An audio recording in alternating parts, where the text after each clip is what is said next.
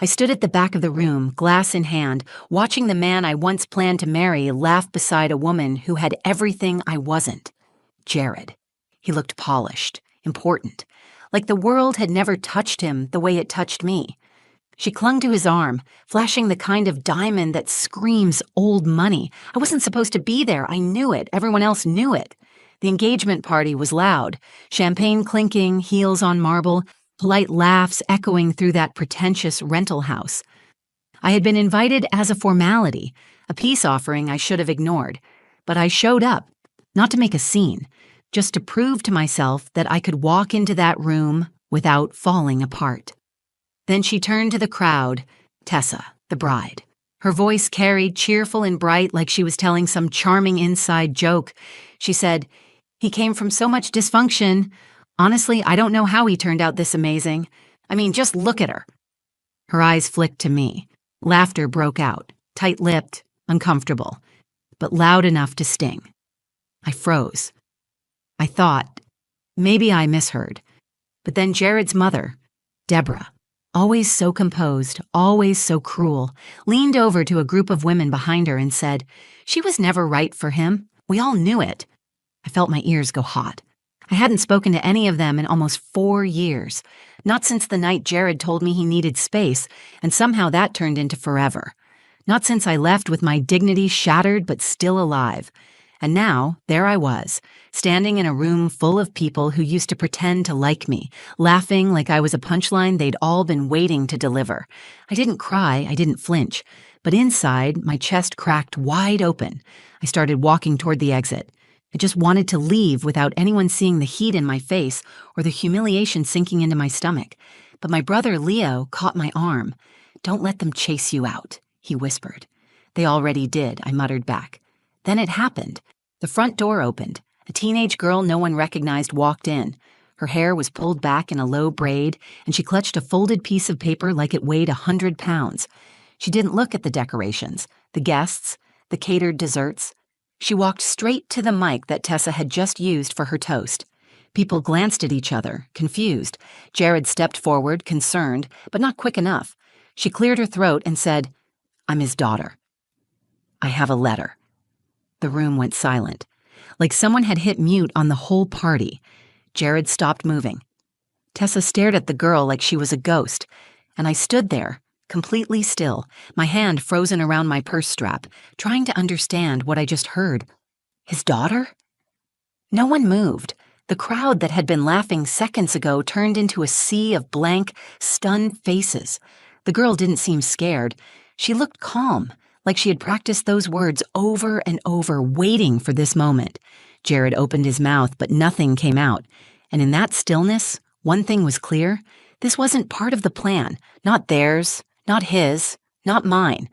But it was happening, and none of us were ready for what came next. My name is Mara Lynn, and I never thought I'd be the kind of woman who showed up to her ex's engagement party. But here I was, wearing a dress I bought on clearance, holding a gift I didn't mean, pretending I was completely fine. When the invitation arrived in the mail, I laughed at first. I thought it was a joke. Why would Jared invite me? We hadn't spoken in almost 4 years. Not after everything that happened, not after he ended things with a text that said he needed space to think, and never followed up. I was the ghost he chose to forget, not someone you invite to celebrate the next chapter. Still, I stared at that envelope for a long time. Something about it itched at me. Was it pity? Guilt? Or did he honestly think I'd be happy for him? I almost threw it out, but I didn't. I left it on the kitchen table for days, untouched, like some dare I wasn't ready to take. Leo was the one who said it first. Go. I looked at him like he'd lost his mind. Why? I asked. Because you deserve to walk in there with your head high, he said. They don't get to pretend you never mattered. Leo's my younger brother, only by 4 years, but he's always acted like my bodyguard. Ever since our dad left and our mom started carrying more weight than her bones should have allowed, he's looked out for us both. When I broke down the night Jared ended things, it was Leo who sat with me on the floor, who told me I didn't break. I bent, and bent things come back stronger. Even our mom, Ellen, who never liked to get involved, gave me a quiet nod of support. She didn't say much. Just left a small bottle of perfume on my dresser the morning of the party. It was hers. Expensive. Barely used. There was a sticky note taped to the side. Wear this. You don't need armor, but it helps to smell like fire. That was my mom. Soft voice, strong spine. So I went. I walked into that engagement party dressed in my best and armed with the silence of a woman who had cried her last tear over a man who made her feel small. The venue was exactly what I expected. Cold walls, gold accents, overpriced catering trying too hard to be rustic and elegant at the same time. Everyone looked like they'd stepped out of a lifestyle magazine. Women with blowouts and fake laughs, men with polished shoes and empty eyes. It smelled like expensive candles and something else I couldn't quite place. Depending. I saw Jared almost immediately. He looked older, sharper. He had a beard now, a little gray in it. But the eyes were the same. Warm, wide, good at pretending.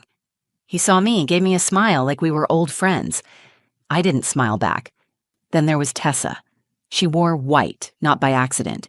Her dress shimmered and her nails looked like they cost more than my rent. She scanned the room like she owned it. When she saw me, her smile froze for half a second, then returned even brighter, like I was just another servant passing through. "Thank you for coming," she said when we finally crossed paths. Her voice was silk over stone. "Did I have a choice?" I asked quietly. She tilted her head. "It shows a lot of grace. Really, some people wouldn't have the strength." "Strength's funny like that," I said. "You never know who's got it until the storm hits." She blinked once and moved on. Jared didn't say much, just looked at me for a second too long, like he was remembering something he didn't want to admit. And then came the toast. Her voice rang out warm and smiling when she said he'd escaped dysfunction. "Just look at her," she added, eyes full of pity and poison. The crowd laughed like they were waiting for permission. Deborah, his mother, gave the final cut. She was never right for him. I stood there, hearing my past rewritten by people who never knew the full story. They didn't know about the nights Jared cried in my lap, or the years I held him up when he couldn't stand his mother's judgment. They didn't know how hard I fought to be enough, and they didn't care. I started to leave. I couldn't breathe. But then the door opened. A girl stepped in, and everything shifted. The room didn't breathe. She couldn't have been more than 15. Her shoes were scuffed. Her dress was plain. Her hair was thick and wavy, pulled back like she hadn't had time to do much with it. But her eyes didn't waver. She didn't look scared. She looked certain. She walked past tables of stunned guests and stepped onto the low platform where the mic was still standing from the toast. No one stopped her. Everyone was too stunned to move. She gripped the edge of the mic stand, unfolded a piece of paper with careful hands, and said, "I'm his daughter. I have a letter." A soft murmur rolled through the crowd. Tessa's face went pale. Jared's mouth fell slightly open, and for a moment he didn't move. He looked at the girl like she was a hallucination, something his mind couldn't quite process. Then he started toward her, slow and measured. "Isla," he said, voice low, trying to sound calm. "This isn't the time." She didn't look at him. She looked at the letter. "I promised my mom I'd read this. She wrote it for today." A woman near me gasped. Another one whispered, "Is that real?" But nobody left. Nobody looked away. I stayed rooted in place, still close to the exit, still holding my purse like a lifeline. My heart was pounding, but not from embarrassment anymore, from something deeper, something strange. Daughter. That word hit like a wave. Jared had never mentioned a child, not in the 6 years we were together, not in the 4 years since. We broke up in the fall. I remember because the leaves were starting to turn when he ended it, saying he needed to figure out who he was. He said he loved me, but something felt wrong.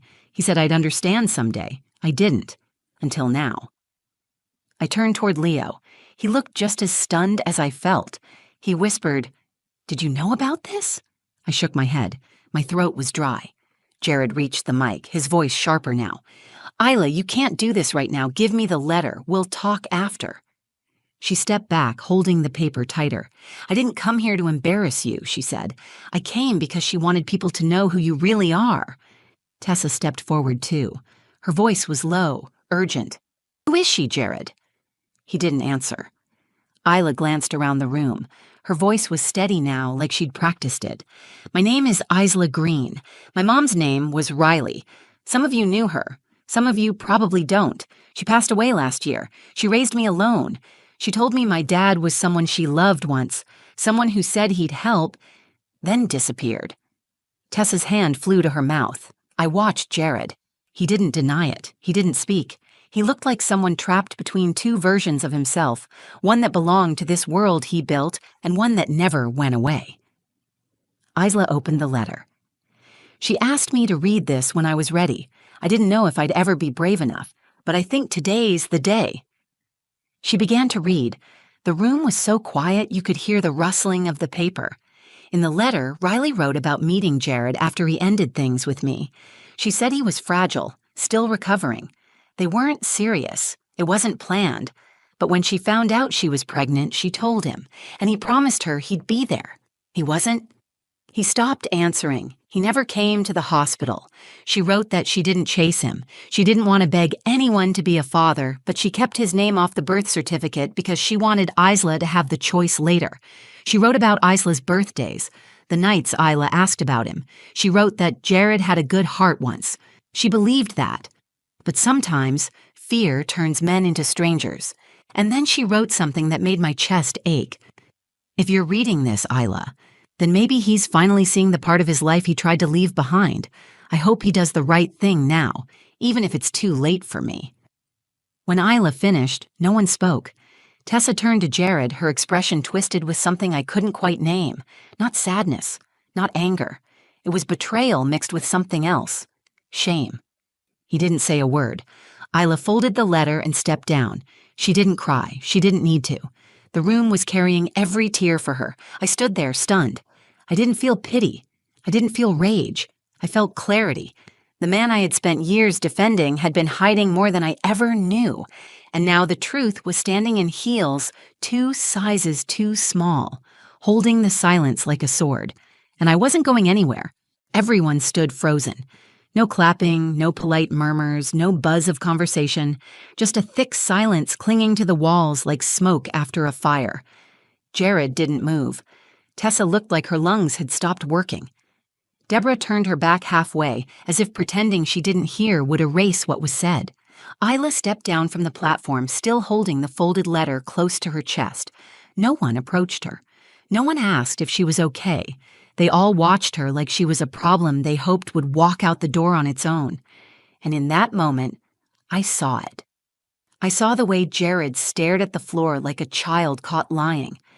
I saw the way Tessa didn't rush to his side, didn't try to defend him. I saw the way the crowd shifted, not toward him, but away. He had built his whole life on clean edges and curated charm, on family brunches and big plans and erasing every piece of the past that didn't fit his image. But the truth had walked through the door in sneakers and delivered a blow no one could ignore. I looked at Isla again. She wasn't crying. Her shoulders were back. She didn't shrink. She stood taller than anyone else in that room. That's when I made my decision. I wasn't going to walk out in shame. I wasn't going to disappear quietly while they tried to reassemble their broken fairy tale like nothing happened. I had spent too many years letting other people speak for me, write the story for me, cast me as the unstable ex, the one from the broken home, the girl who was never quite enough. But I wasn't that girl anymore. Leo stepped beside me. His voice was quiet. "You want to leave?" I shook my head. "No," I said. "I want to be seen." He nodded, didn't say anything else. He didn't need to. I walked toward the center of the room, not quickly, not for drama, just calmly, like I belonged there. People noticed. A few whispers followed. Tessa's eyes found mine, wide and defensive, like she thought I was going to make a scene. I didn't stop at the mic. I didn't need it. I stopped next to Isla. "You did something brave," I said. She looked at me, surprised. "She told me to." "Your mom?" She nodded. "She was right," I said. "Sometimes the truth doesn't change the past, but it makes it stop hurting as much." Isla's chin trembled slightly, the first crack in her composure. "Thank you," she whispered. I turned to Jared. He looked older in that moment. Not in the way time ages you, but in the way guilt does. His eyes darted between me and Isla, like he was still trying to figure out how this could be fixed. I didn't raise my voice. I didn't lash out. I just looked at him and said the words I needed to hear myself say. You didn't just walk away from me. You walked away from her. And now, in front of everyone, that truth is yours to carry. Tessa looked at him like she had never seen him before. Deborah finally turned around, her mouth pressed in a tight line, but even she didn't defend him. I stepped back. I didn't need to stay longer. The damage had already been done, but not by me. I wasn't the wreckage. I was just the witness. As I turned to leave, Isla reached for my hand. Her fingers were cold, but her grip was steady. We walked out together. Outside, the air was sharper. The sun was lower. The sounds of the party were still muffled behind the glass walls of the house. But I didn't feel trapped anymore. Leo followed a few steps behind. He gave me a nod like he was proud of me, but didn't want to make it a moment. That was his way. Isla stood beside me on the sidewalk, quiet for a long time. Then she asked, "Were you with him? Before?" "I was," I said. "A long time ago." "Did he leave you too?" I looked at her. Her eyes were so familiar, the shape of them, the pain behind them. "Yes," I said, "but not like this. What he did to you, that's something different. You deserve better." She didn't answer, just nodded once. I could tell she'd heard that before, but this time it landed. I didn't know what would happen next. I didn't know if Jared would chase after her or lie or disappear again. But that wasn't my problem anymore. My turning point wasn't a moment of revenge. It was choosing to stay when I used to run, to speak when I used to swallow it all down. I had finally stopped apologizing for surviving him. We didn't make it far before the front door opened again. Jared stepped out, not running, not shouting, but walking like a man trying to prove he was still in control. Behind him, the party had dissolved into fragments, guests murmuring by the hors d'oeuvres table, someone leaving quietly, another pretending to take a phone call just to escape the tension. The story was already spreading. He came toward us, hands at his sides, not reaching, just watching. His tie was loosened now. His confidence was gone. "Mara," he said first, not Isla. "Can we talk? Alone?" I looked at Isla. She didn't say anything, but she didn't move either. Her jaw was tight. "She should hear it too," I said. Jared looked at the ground.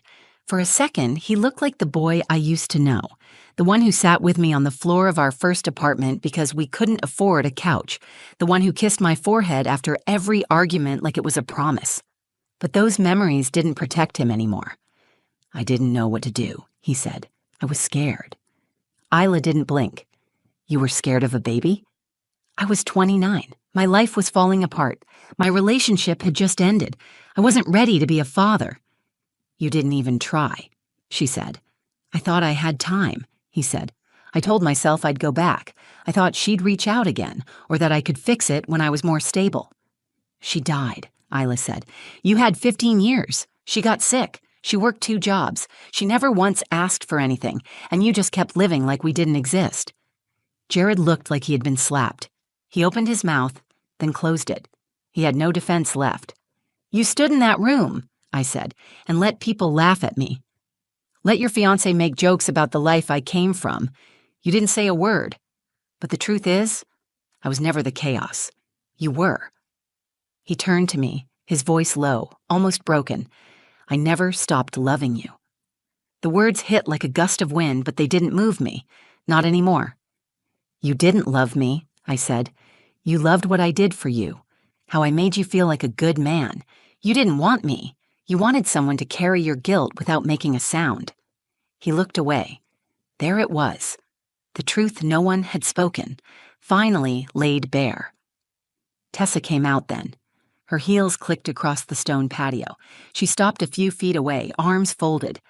"I guess congratulations are off, she said. Her voice was calm but sharp. Jared didn't look at her. He looked at Isla. "I want to be in your life," he said, "if you'll let me." Isla took a step back. "You don't get to decide that right now. You had 15 years to want that." "I'll wait," he said, "however long it takes." She nodded once. "You will." Tessa looked at me like she'd just seen me for the first time. I didn't expect an apology, and she didn't offer one, but she turned to Jared with a calm finality. You lied to me, not just about her, she said, nodding toward Isla. You lied about who you are. Jared stepped forward, reaching for her hand. She pulled it away. Don't, she said. I don't know what hurts more, that you abandoned your daughter or that you stood there with me, smiling like you were proud of the man you've become. She walked back inside. The door shut behind her, and just like that, the picture-perfect life he'd built shattered. Isla and I stood there, side by side. I didn't feel triumphant. I felt steady, whole. Leo pulled up the car. Isla got in first. I paused before sliding into the passenger seat. I looked back at Jared one last time. He wasn't moving. He was standing where I used to stand, watching the people he once loved walk away, knowing he had no one to blame but himself. We drove in silence at first. Isla stared out the window, her arms folded tightly across her chest. Leo kept his eyes on the road, giving us space. I sat in the passenger seat, hands in my lap, the scent of that expensive perfume still clinging to my skin. For the first time in years, I didn't feel small. The weight I had carried after Jared left didn't disappear that night, but it shifted. The blame I had swallowed, the way I questioned myself for years, all of it cracked open and let light through. Watching Isla stand in that room, reading her mother's words, was like hearing someone else tell my story, one I had buried for too long. He had broken more than my heart. He had walked away from the pieces of his life he didn't want to deal with. And for so long, I thought that said something about me, but it never did. We dropped Isla off at a quiet apartment complex on the east side of town. She didn't invite us in, and I didn't expect her to. But before she stepped out of the car, she turned to me. I didn't think you'd talk to me, she said. Most people just avoid it. I've been the one no one talked to, I said. You deserved better. So did your mom. She hesitated, then reached into her bag and pulled out a photograph. She handed it to me. It was a picture of her mother, Riley. She had the same hair as Isla, the same eyes. In the photo, she was smiling, holding baby Isla in her arms. The edges were worn, but the image was sharp. She wanted me to give this to someone, Isla said. She didn't know who, but I think she would have liked you. I held the photo for a long second. Thank you, I said. I'll keep it. She nodded and stepped out. I watched her walk up the stairs, each step slow but certain. Leo pulled away. He didn't speak until we were a few blocks from home. You okay? I nodded. Yeah, I think I actually am. He smiled just a little. You handled that better than I would have. I wasn't angry anymore, I said. I just needed the truth, and she gave it to all of us. That night, I sat at my kitchen table with a cup of tea I forgot to drink. I looked at the photograph again. Riley looked so alive, so full of love, and yet she had carried so much alone. Her strength reminded me of my own mother, of every woman who'd ever been left to carry what someone else abandoned. I thought about Tessa. I didn't envy her. She had seen the truth too late, but maybe now she'd choose better. Maybe that was her lesson? I thought about Jared. He would have to decide what kind of man he wanted to be now that no one was clapping for him. The crowd was gone. The applause had stopped. He was left with the choices he made and the people he hurt. And I thought about myself. Not the version of me they had twisted. The broken girl, the failure, the one who was never right for him. I thought about the woman who showed up, faced the silence and didn't flinch. That's who I was now. Closure didn't come in the way I expected. There was no apology, no perfect ending. Just a girl with a letter and a truth that shattered everything false around it. The next morning, I lit a candle, placed Riley's photo in my desk drawer, and got ready for my day. I didn't need to explain the story to anyone. The people who mattered already knew. For the first time in years, I didn't carry Jared with me. I carried myself. And that was more than enough. If this story meant something to you, if it reminded you of your own strength or the strength of someone you love, take a second to like the video. Share it with someone who needs to hear that walking away doesn't mean losing. Sometimes it means finally choosing yourself. I'd love to hear your thoughts in the comments. Have you ever been in a room where the truth finally came out? Let's talk about it below. And if you want more real stories about heartbreak, healing, and hard-won clarity, make sure to subscribe. There's more coming, and trust me, you won't want to miss what's next. Thanks for watching.